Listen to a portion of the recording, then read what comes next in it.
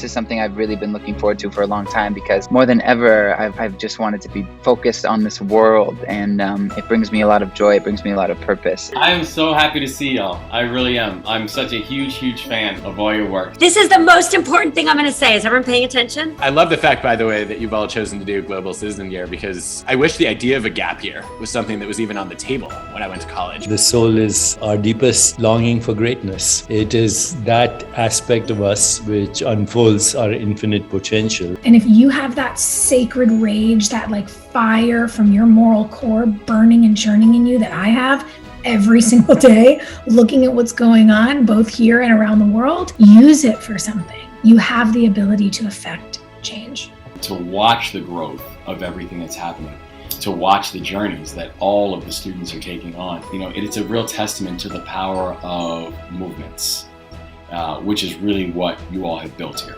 Leadership is something that you continue to learn and evolve and change over time. As a leader, you have to be able to bounce, and you have to be able to inspire in the people that you're leading to hit the floor and mess up and get back up because you learned something. It is that desire to like make other people better that makes you better. When you know what you want for the rest of your life, you want the rest of your life to start as soon as possible. Awareness has no shape, no age, no location. Awareness is infinite and formless. The real rock stars are the people making our government function, making civic engagement happen, changing the course of history. Take care of your people, because if you take care of your people, they will take care of you.